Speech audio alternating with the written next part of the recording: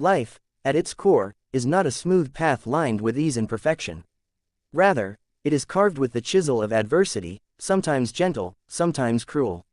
Learning from adversity is a heartfelt and transformational meditation on this fundamental truth. It does not simply narrate stories of difficulty, nor does it offer sterile advice to stay strong. Instead, it leads us into the very heart of struggle, showing how adversity, in all its pain, confusion, and loss, can become one of life's most profound teachers. The book opens with a simple but powerful realization: adversity is not our enemy. It is not a punishment, nor a detour. It is, more often than not, the precise terrain on which our deepest growth takes place. When we are stripped of comfort, when expectations crumble, when the things we relied on vanish, that is when something new can be born within us.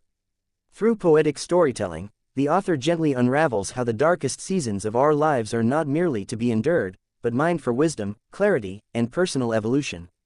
One of the key messages of the book is that adversity reveals character, not just to others, but to ourselves. When all is going well, we often move through life unconsciously, buffered by routines, comfort, and the illusion of control.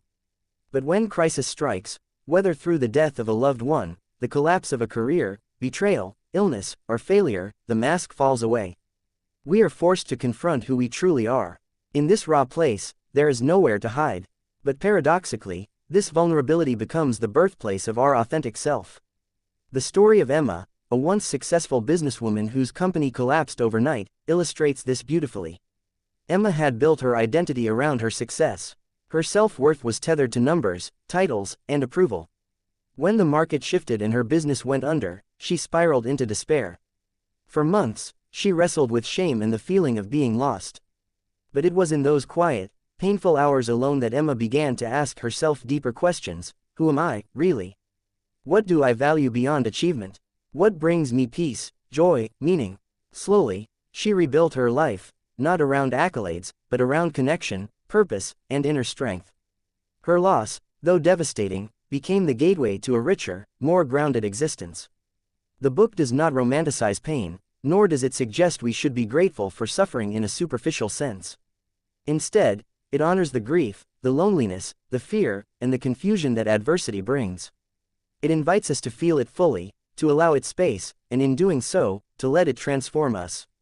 The pain itself may not be optional, but how we respond to it, and what we make of it, always is.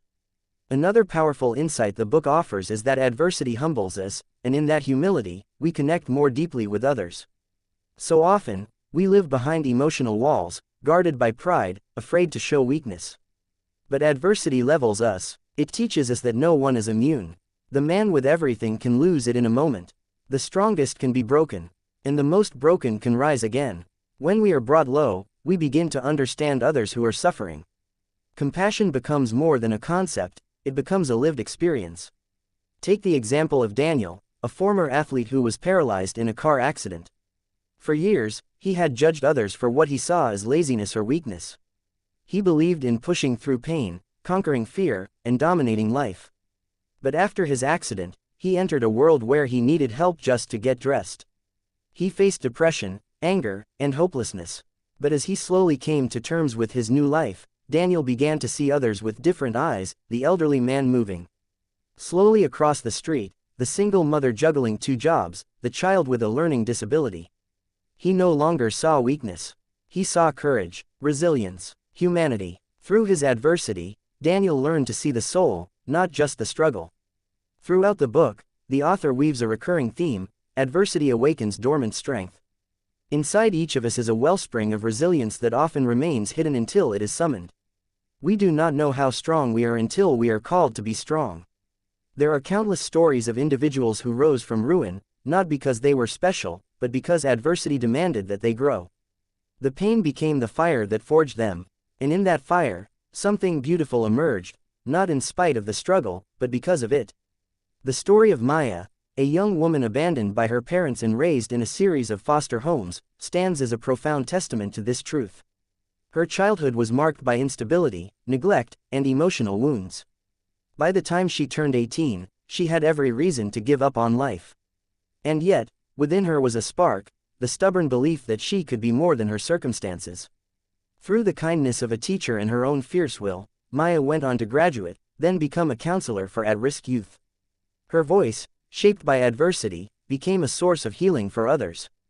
Her pain was not erased, but it was repurposed into power. The book also speaks to the seasons of adversity. Not all challenges are quick storms that pass. Some are winters, long, silent, and cold.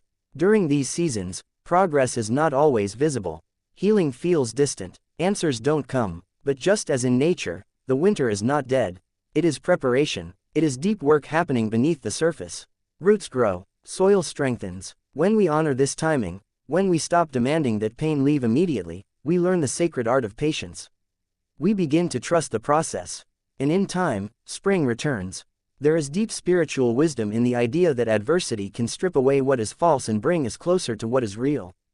The illusions we cling to, control, certainty, image, possessions, often dissolve in the face of hardship. What remains is love, inner peace, faith, connection. These are the things we discover when everything else is gone. And in this space, we begin to live not from fear, but from truth. Learning from adversity encourages us to stop resisting hardship and start listening to it. What is this moment trying to teach me? What part of me needs to evolve? Where have I been asleep in my life? These are the questions that adversity invites us to ask. And while the answers may not come quickly, they come. And when they do, they change everything. The book closes on a deeply uplifting note.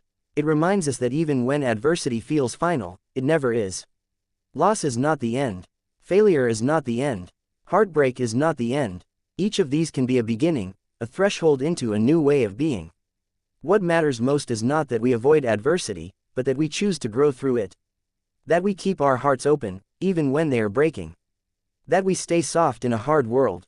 That we remember, always, that the light we are seeking is often hidden inside the very darkness we fear. Real transformation rarely happens in moments of ease.